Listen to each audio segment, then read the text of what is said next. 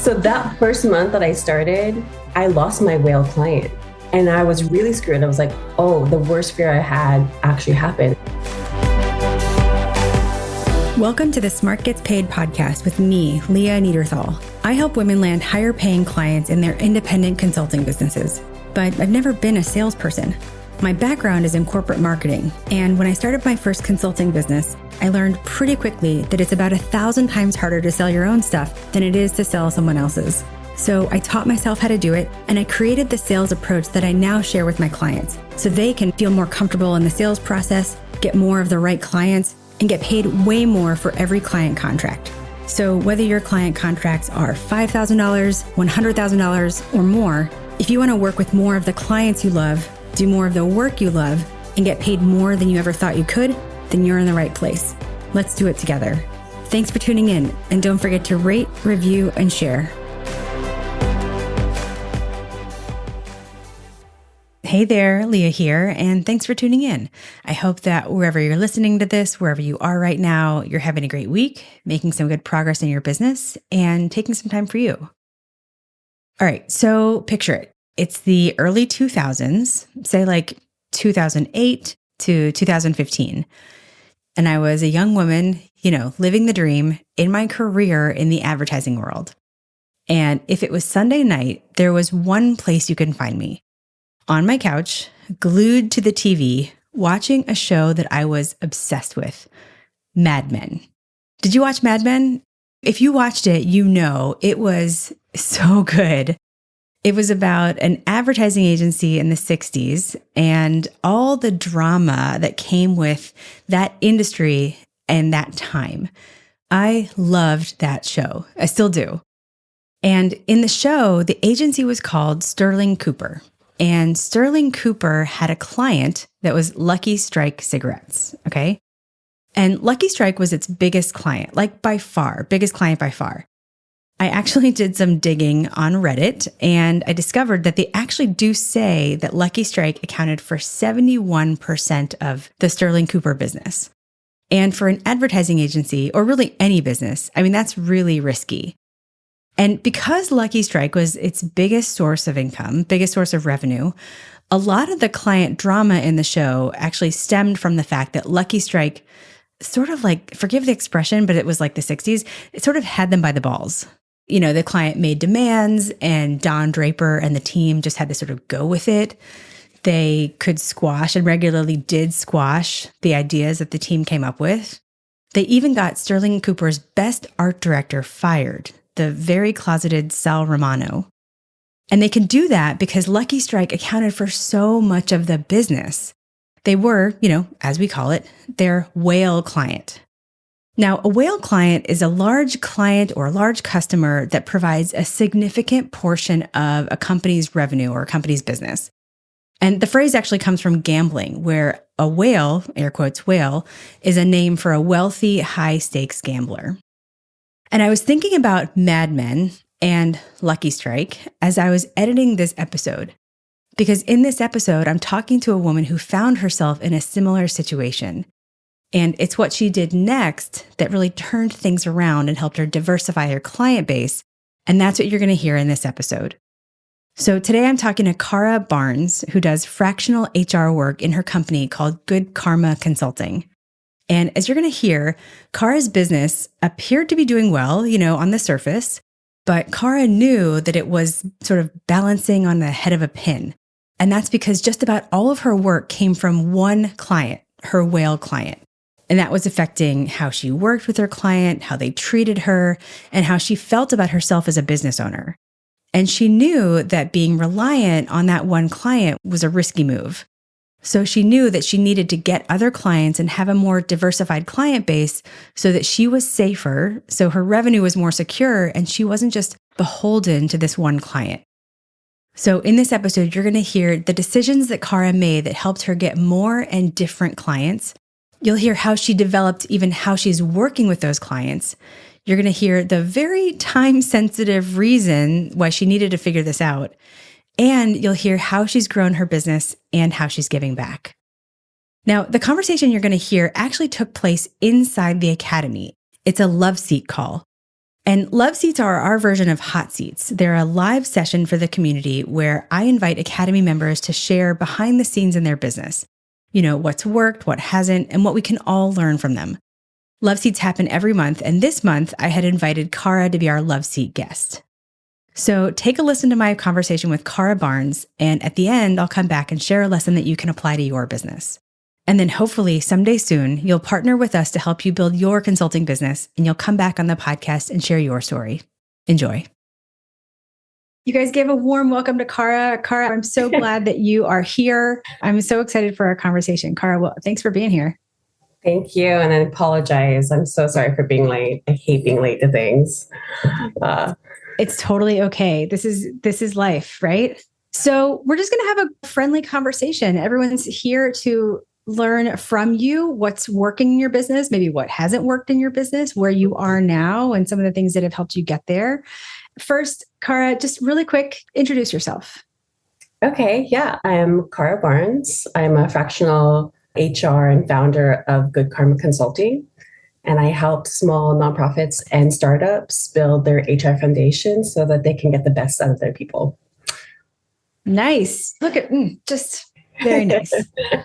Okay. So Cara, take us back to what was your situation in your business when we started working together? Like what were, 2 or 3 problems that needed to be solved? Right. Oh my gosh, Leah, I feel like we've been working together for years, but it's only been like a little over a year. So face value, surface level, I was thinking about this. This is why I said yes to going into Smart Gets Paid. One of them was because I had a whale client who I had kind of relied everything on. And I was really nervous. If I lost this client, then that just goes my business. And I didn't have enough coming in to be able to feel safe on that. So that's one of the biggest issues.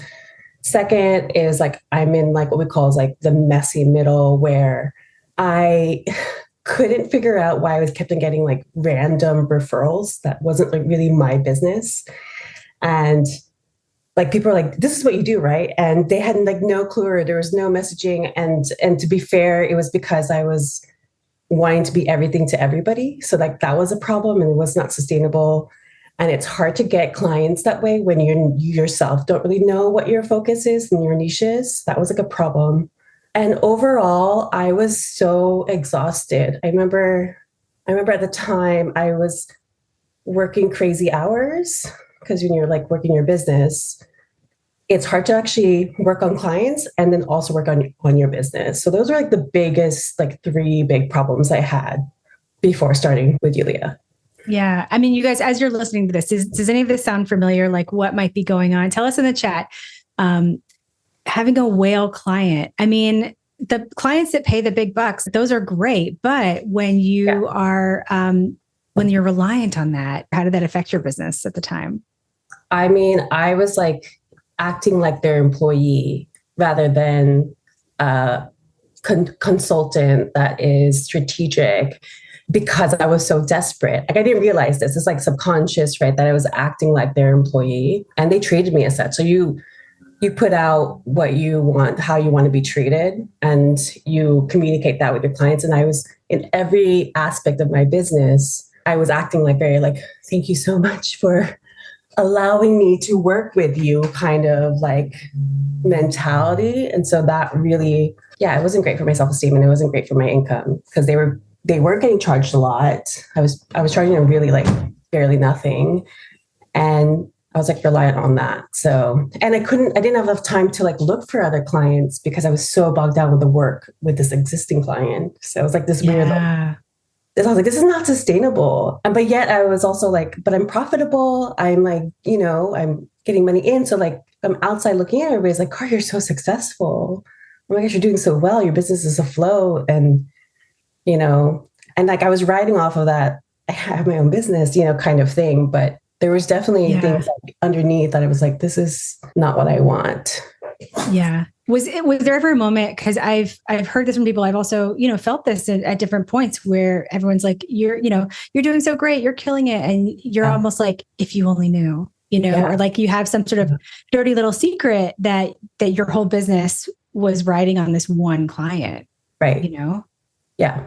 That's so true. I felt very lonely too. I remember feeling like I'm a social person and started my own business. There wasn't anybody who can help me. Like there wasn't anybody that knew what I was going through because nobody else started their own business. And if I tried to get advice from other people, they just didn't get it because they didn't have their own business. They didn't have their consulting company, and they couldn't really help me, you know. So I felt very lonely and very like kind of lost into like, well, I don't even know how. I know there's a problem, but I don't even know how to fix this. I don't even know how to get out of Mm-hmm. that situation. Like ultimately, Yeah. what I wanted and what I figured out through like program is like, so that was surface level. I mean, those are real problems, right? But like deep down, I think what I really wanted was I wanted to like work in my zone of genius. Like I wanted to do the work that I was really good at and I was really like I could do and like not even care like how much I get paid. Obviously I do care. So I wanted to create my own schedule. I wanted to work with people that actually respected me, who thought of me as a thought leader and who like valued my advice. And I wanted to make a lot of money doing it. So like that was like the real reason. Yeah. No shame So in that. I mean, that's what we're yeah. here for, right? Yeah.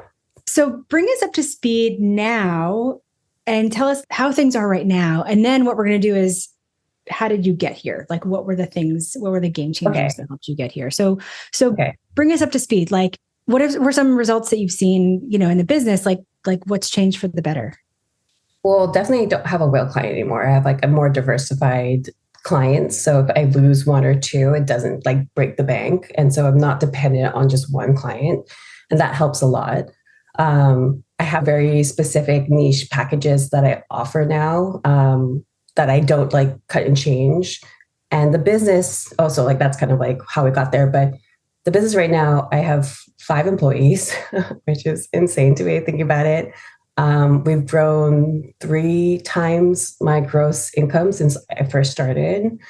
We have like prospects and referrals coming in every 2 days. Like I'm getting a referral or people reaching out. It's like my pipe is like growing pretty rapidly. And now it's a new challenge of like, okay, how do we put them on a wait list and then get them scheduled for like future work? I mean, it feels really good. I'm also creating my own schedule and I like figured out how to like to have my nanny in the mornings and then like the rest of the afternoon I could really just dedicate my time to my son. And that's like was like the main reason why I even started my own business is I wanted to like have some freedom and like some flexibility and like downtime with my family. And I have that now. And like I don't take meetings on Fridays. That was like another goal.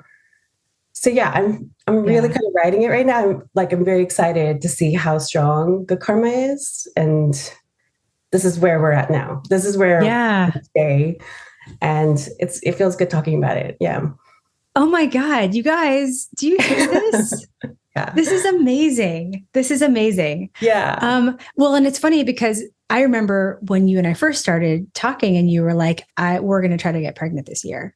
yeah. And I was like, great, this is the time to sort of focus on Mhm. this business. And we're going to get to that in a second. And now, fast forward, not Yeah, only is the business thriving, but you have time to spend, with your son, and you also have support as well yeah. that you I can mean, make you it work. remind me So that I was going to say like I was really in a down place where we were trying to conceive for years, and we realized like we need help, so we were going to go through IVF. And anybody who's gone through IVF know like it's like you have to have a flexible schedule. And I knew I couldn't do it with like my workload. There was just no way because you have to like go in every 2 days to get your blood work done. And there's like, it's just an emotional roller coaster as well.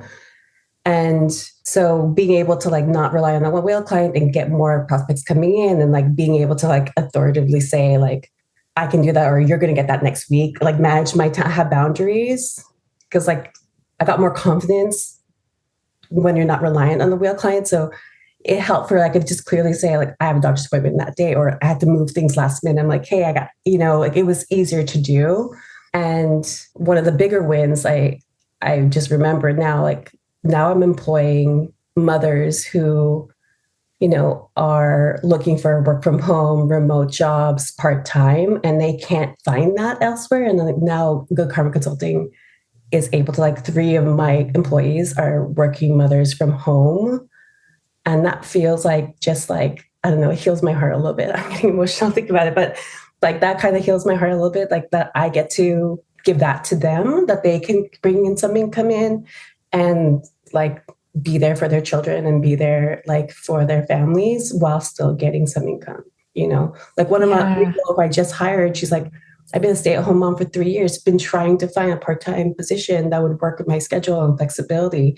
And now I could offer that to her, through these clients that I'm getting in, so that's, I think, one of like the most like biggest win that I got that wasn't planned. That's like I wasn't planning to hire just stay-at-home moms. Like that just worked out that way. Yeah. Yeah. But that you can give back. Yes. You said that you're getting, every couple of days you get, a referral, right? Or somebody reaching out to you. And are they the right people, or is it just sort of anyone? Yeah. So that was the problem first before I worked with Smart Gets Paid. I was just like, it seems common sense now, right? I was like on LinkedIn, just not having the right client signaling. So now my sales process are so quick. So anytime somebody comes and refers me or talks to me or reaches out to me, it's like a two call close. And so far in the last like 3-4 months, just recently, I have 100% close rate. It's crazy. So every time somebody I talk to, they're so exactly my ideal client. And I always go, oh, I can totally fix this problem. And I've got you. And I confidently say that. And so they're like following up me like, can you send a proposal? And if after I send the proposal, even like the high amount that I'm charging now, I'm always like still a little afraid to send it. But now they're like, I had to reschedule a couple of things. And the CFO was like, even if we can't meet, can we still push through? Like, I was like, normally we have another call after the proposal and they try to negotiate the scope and the pricing, but I get people who want to like jump right away and start. And I have the opposite problem. Like I can't start you now. I have to wait until like these 2 months. So it's a faster sales process and close rate now. And it's because the people who are reaching out to me or being referred to me are like my ideal client. So yes. Oh, I love that. Well, so walk us through what has helped you get here? Because it wasn't always easy, right? No. And P.S., you guys, she went on a maternity leave in between all of this. So I feel like, one story arc that I see is like how you had to, you just like built your business twice in a way, because you like built up before mat leave and then you came back. But anyway, I don't want to put words in your mouth. Tell us, like, what are a few of the biggest game changers that have made the biggest difference? Yeah, this was like really hard to think through because there were so many things, even at the micro level, that changed. But so before I went on maternity, what happened that I changed, the biggest change was like, I really like you say it, plant the flag, like just decide what your niche is, what you're really good at, what you love doing. And I remember making that decision, whether or not I felt like I was like qualified to do that. I was like, you know what, just do it. Like, this is what I want to do. So I was trying to embody what I wanted to do. Because before I was like, oh, I don't know if I have the skill set for that. Or there's so many other people who are doing it better than me, or like something like that. Right. So I just like, no, this is what I want to do. This is what I feel like I'm passionate about, whether or not I feel like I'm qualified. Let's put that aside and just like plant a flag. Like, this is what I'm deciding to do. And I was so afraid, because I was like, well, that would like reduce the amount of referrals coming in, but like the opposite happened. So as soon as I decided, that was like the biggest thing that changed, because that influenced everything else. Like, it was like trickle down effect, right? So as soon as I decided what I wanted to do, that affected my packages, what my selling, the verbiage I would use on LinkedIn, who I was attracting. So client signaling was like the biggest thing. And I decided, if I don't like, well, I'll just try for 3 months. And if I don't like it, I'll change it. But I think it's like the wishy-washy, like back and forth of like, I do this or I do that. That was like hurting me. So that was like the biggest thing. Yeah. Like, I remember when things started to click for you, because I think you came in to the community and you were like, because I think you'd come to some coaching calls and things like weren't sort of, just weren't clicking yet, or weren't sort of dialed in. And then all of a sudden you came into the community and you posted like, I've gotten like 3 clients in the past like 2 days. Right. And it was when you stopped trying to talk to all the people. Yeah. And you really started to talk to the type of organizations that you really wanted. It was that client signaling. It was like just the shift. I was like, and no wonder why people were sending me these random referrals, because I was random on LinkedIn. Like I was like, I'll do recruiting, I'll do whatever. Like, and well, and sometimes people don't realize. do? Sometimes people don't realize how random they're being until they stop being so random, right? Until they plant their flag and really start like talking about it. Masha has a great question. Can you give an example of what you said no to as you dialed in your ideal client? Like, what did you leave out? Yeah, there was so many. I was trying to do like HR in itself is like a lot. So I do HR, but there was like somewhere like, do you work with 100+ clients? I was like, no, I don't. Like, so I was just starting to weed it down more, like who I wanted to work with. So it was like both ways. It was like ideal client first and then scope. So, and it just kept on narrowing down. So I would drop things like, I don't work with like manufacturing companies anymore. I'm not going to go to a company that requires me to be there in person. Like there was a lot of like restaurants that were like asking for like help and support. And it got to a point where it wasn't even about the business anymore. It was about the person. So like, is the C-level or this executive open to change? And so I was tailoring my discovery questions, my type of client that I wanted to work with more specifically. So, and that just happened to be like, I wanted like an entrepreneur, a startup or a small nonprofit person who's like, knows that HR is not their expertise. Like, so I was like looking for triggers like that, like signals like that this person is the type of person I want to work with. So I would tailor my messaging, envisioning that person was reading that. Right. Yeah. Oh, I love it. And writing for that person really helps. I always say that like writing for a group of people or writing for the internet or writing for LinkedIn is impossible. But if you're envisioning that you're just writing to the one person, it makes it so much easier. And I think also one thing that I just want to tease out here is that it's a process of like chipping away. Yeah. It's and oftentimes you have to try it and then you realize it's not right. You know, it's like you would not have had the same results if you just sat there and thought about it forever, right? But you talked to people, you might have worked with some type of clients or done some type of work that you're like, now that I'm in it, this is not exactly it. But also getting really honest with yourself about like, who am I best for? Who is best for me? Right. And it doesn't sound like these huge companies or teeny tiny companies are the right ones. Yeah. Another like example of that with Masha, your question was, I kept on like posting things on like, get compliant. And I hate doing compliance work. So I'm like, why am I posting on LinkedIn that you should get compliant as a business? Because that's like that's not what I wanted to do. I wanted to work on the foundation of how to get your people operating better. And that's like a different line of HR. That's more on performance management and goal creating and job descriptions and recruiting. So it's not on compliance. Like, yeah, sure, we do that. That business still comes in, but it wasn't what I was trying to set myself as. Mm-hmm. Yeah. What else? What else is another game changer? I would say mentality. I feel like I definitely feel more confident now in my services, and just it feels really good. Like, especially when there's bumpy times when you're a consultant, there's like, sometimes it feels like feast or famine. But now I have like this, like, kind of like, I know it's going to work out, and it sounds foo-foo and it's like not really the universe, whatever. But I know if I just follow the steps, if I follow through what the program is, I will get clients flowing in. And that's been the biggest game changer. Like, there's no like desperation or despair on the side where I'm like, do I need to just close up shop? Like, because I felt that way right before. When I started with Smart Gets Paid, and then I had like a lot of like positive wins that happened, but then I actually got pregnant. So what I wanted happened, I got pregnant, and that really like kind of like threw things for a loop, because I'm like, but now what? Now I have all these clients. I'm going to go maternity. It's just me. And so I had to like really change my business again to like bring in help. And so I hired my first person. We created a maternity leave plan, and I've actually now I'm able to scale. So like that's the second biggest game changer is like first win was like I found my niche client who I wanted to work with.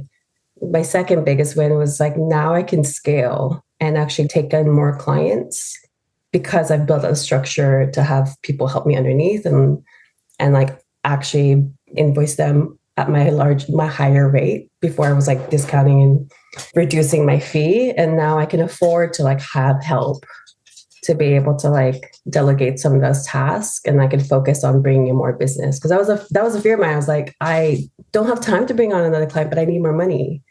So I couldn't figure that out. So like now I'm like, okay, I'm creating this like my own foundation to scale, which would I help other startups and companies do, but I wasn't doing for myself. So now I'm actually doing it for my own company. So that's like the second biggest win I feel. That's huge, Yeah. right? Mm-hmm. I hear this from a lot of women because they're in this transition point, but they're kind of stuck because they want to take on more work. They want to bring on somebody. They don't have the work yet, and they are still, not in control of their own business development, right? But once you like know how to bring in business, then you know how to give your employees the work, right? It's like you can sort of unstuck yourself from. That's not a word, but you can sort of get yourself out, dislodge yourself from that place. Yeah, I mean, there's so much work you have to do through Smart Gets Paid that I remember feeling like, oh, this is taking so much of my time. But it was like good work that I needed to do. And it's like, the painkiller statement, like truly understanding what my clients need and what their challenges were.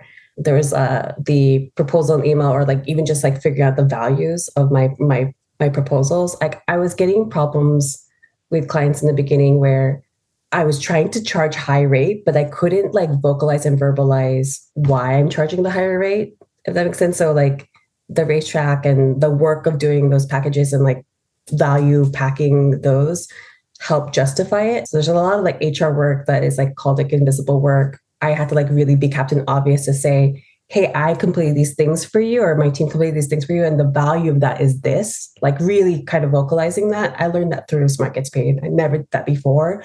I was always like a hard worker. Like if I work hard and I get things done, then they'll see how good I am and how valuable I am. And that was like such a poor mentality. And that's a biggest win too that's changed since working with Leah. It's like, no, you gotta be like, you might think it's obvious, but they don't. They only see like, why am I paying her this amount of money? Like it's made my business better because now I'm like, this is the value you're getting. Like I constantly say that. Even during meetings now where they go, can you do that? Oh, yes, let me take that off your plate because that will allow you to do this. Like I even like start talking like that now during my one-on-one check-ins with my clients. So that's helped. Yeah. I mean, constantly putting the value front and center, I think it's such a good muscle to build because we have to remember that like, it's kind of like what you said, the work to justify the sale isn't over when the sale happens, right? And we are constantly teaching people how to think about us, how to think about our value. Mm-hmm. And I love that you just said Captain Obvious. I say that all the time, right? It's like Captain Obvious. If you want them to know something, you have to make them know it, right? You can't take for granted that they'll just intuit, the value that you provide. Yeah. Like I was afraid to say it. Like I felt like I was like being cocky, or it was like I was afraid to like boast myself or like talk about myself to them. But I was like, why? They need to know. Yeah. Is there anything else that you feel like made the biggest difference for you? I would also say it's how I communicate with CEOs and C-levels. I think kind of some of the questions where I was now putting myself as a strategic advisor instead of like the doer.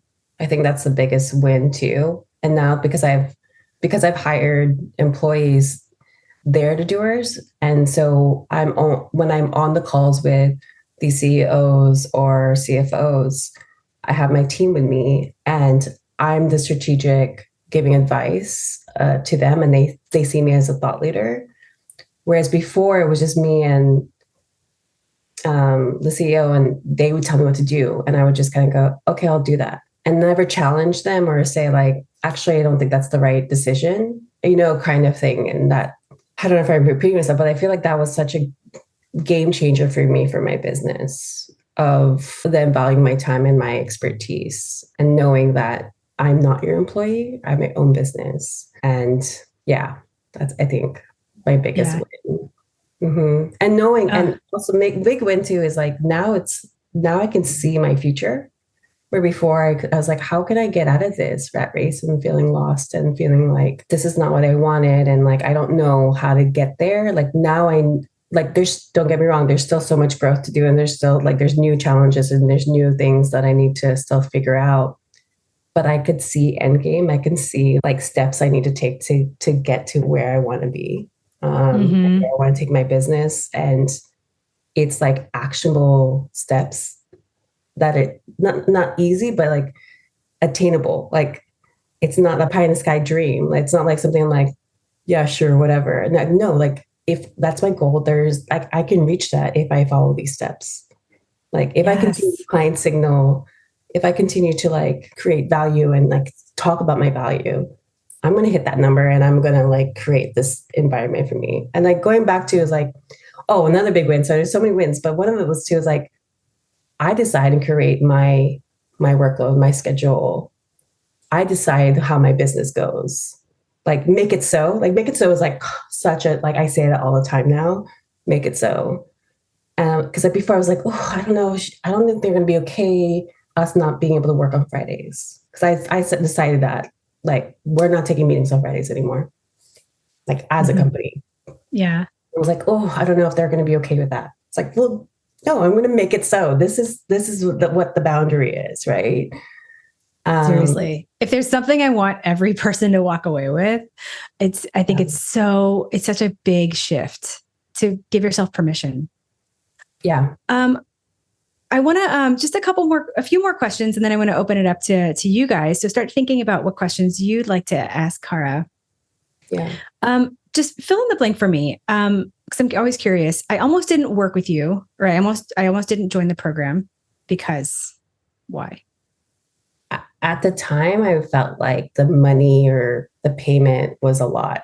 I remember, and I was successful. Like I was making money. So I was like, do I really need this? Is this something that I really need? That was like the biggest thing. And then what happened? I mean, have you earned back your payment? So that first month that I started, I lost my whale client. And I was really screwed. I forgot to tell you this, but I was really screwed. I was like, oh, the worst fear I had actually happened. And thank goodness I signed up beforehand. Like I think a month before the client gave me their 30 days. So I had 60 days. And because we were already working for that month, I was already starting to build my pipeline and get my client signaling. And so I was able to bounce back. Like I didn't even skip a month. Like I was never in the red because we were already working towards it. And I ended up gaining like 2 more clients after that whale client that paid the same amount, but less on like the workload. So not only did I work less, I got paid more.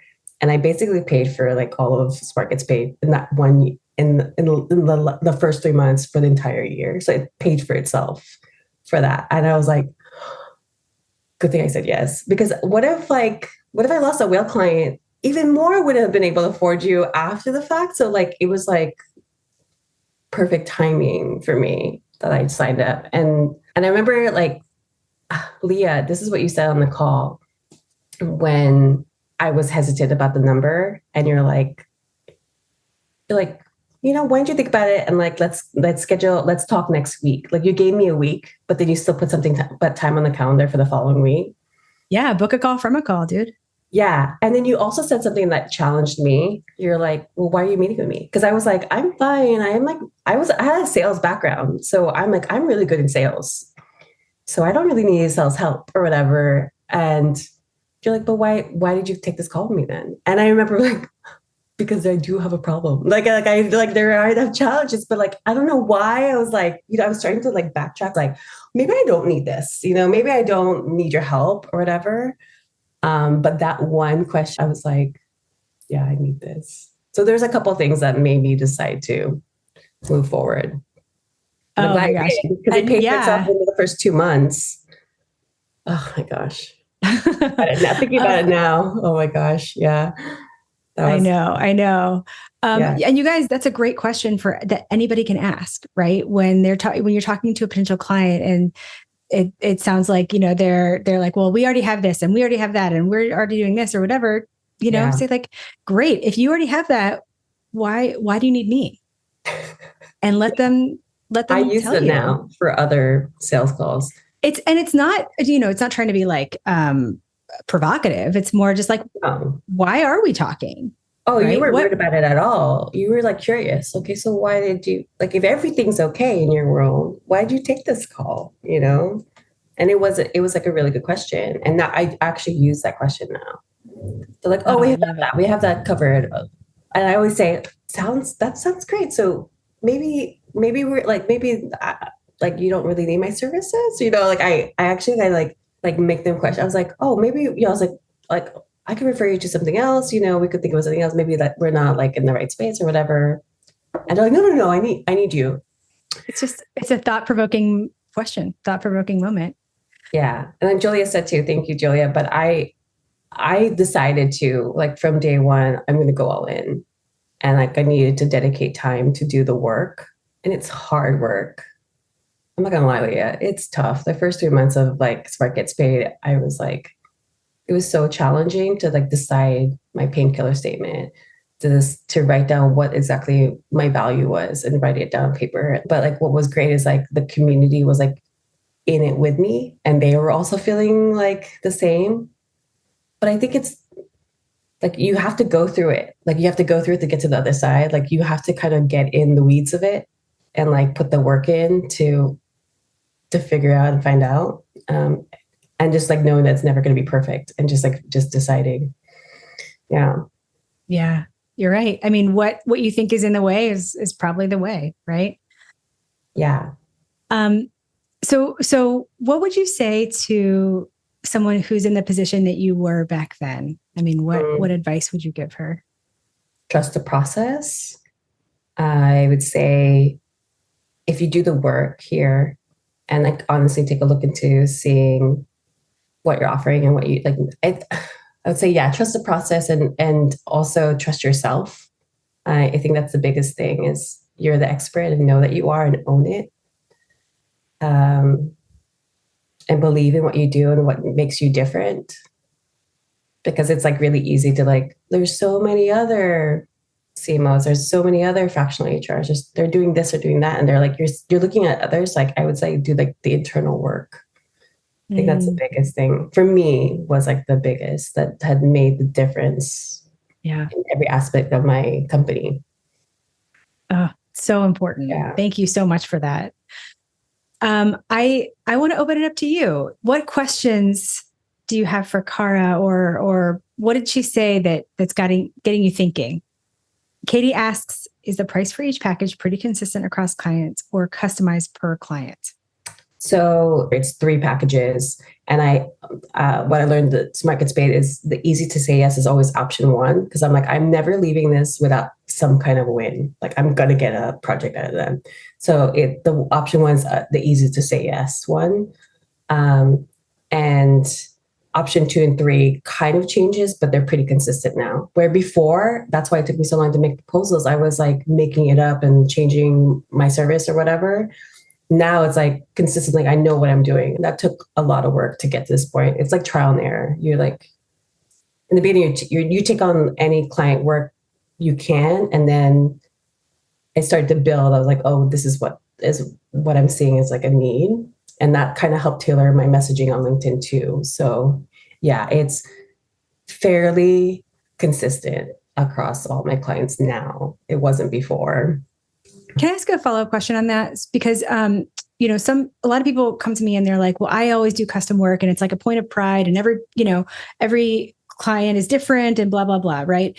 Did you ever worry that clients wouldn't say yes if you had a more programmatic or repeatable way of doing things? Yeah. I think that's why the easy to say yes one option was my way of like making it more flexible. So like because there was a dream project that I always want to do for every client. And I've started to learn that they say they want one thing, but I really want to focus on this is what they really need. So that's my easiest say yes is like that first one. And when you're saying, just as a quick heads up, sorry to interrupt you, but the easy to say yes is what we call the Etsy offer, right? If you haven't gotten there yet in the content. So Etsy stands for easy to say yes. Yeah. Yeah. I would say I did when I was first testing it out. Like when I came back from maternity, I was in a scary place a little bit because I was testing things out a little bit. And I got 3 no's in a row of like, oh, maybe I'm pricing too high. Maybe it's whatever. And unfortunately, that's just part of the game of like how you're figuring this out, like what works. And the problem too is I wasn't talking about price in the beginning and the first call because I didn't know, because I was making up the proposal and then customizing it so much that I didn't know what the work cost was going to be. And so I was spending a lot of work on the back end trying to figure out the proposal. And I go, well, how much would this cost? So I was like, I'm going to flip it. I'm going to say, this is the work I want to do. This is the cost it's going to take. And then I'll talk about it straight with the client on the first call. And then it'll be like, oh, we don't need that much. That's where I go, okay, what are you really looking to spend? And then I create a package around their number. And that was the biggest game changer is like, you just have to say the price on the first call. And I think that's why I'm getting that's why I have 100% close rate now, because I'm already saying the price beforehand. See, there's so many wins. There's so many things I didn't do before that it's different now. Yeah. Stephanie asks, how long did it take running your business and doing different projects to land on these 3 packages? Can you just clarify that a bit? So I've already been working on my business for like a year and a half before I worked with Leah. And then it was like the first 3 months where I decided to do the 3 packages because it was based on the proposal. And then through this process, being on maternity leave, coming back in the last, I guess, I don't know, how old's my son, 6 months. So like last 6 months, I've really kind of honed it in. Like it's really tight now. And that just happened in the last 6 months. I feel like I was able to create packages through Spark Gets Paid and like get a general idea. And then I pushed it out. So like originally I was like, maybe I do trainings. That was like a package that I'd been thinking about. And I decided that's not for me and I dropped it. And it was, things like that. And I put a proposal out and it was declined. So like it is trial and error, but you have to you already have to have the packages in mind already before you test it out. Yeah. Cara, can you tell the story of when somebody came to you who you had admired in the space? Oh, yeah. That was recently too. She had been in business for, I think, 15 years now. And I had worked with her with a different client. And I looked up to her so much. I felt like, oh my goodness, like she has her ish together, like everything about her business. She had like 30 employees, like everything about her, I felt like was what I wanted to encompass to being. And she actually, through client signaling on LinkedIn, reached out to me for help with her own business. And I was like, what? Like, you're going to ask me for help? You're like who I want to be. And yeah, that was it was a crazy moment. I was like, the client signaling is working. So yeah. Mm-hmm. It's amazing. I know what Stephanie says too, like another reason to fill your pipeline. Yeah, like to test that. I felt like I had room to test because I was getting the pipe coming in and then flushing it out. And like I was getting stronger in my sales prospect calls and saying the number because I didn't need them. It's changing the like desperation part. Like it really affects like negotiation and sales if you're desperate for the deal. So yeah, like now I'm like, even though I'm so busy right now, like it's like a priority for me to continue to prospect.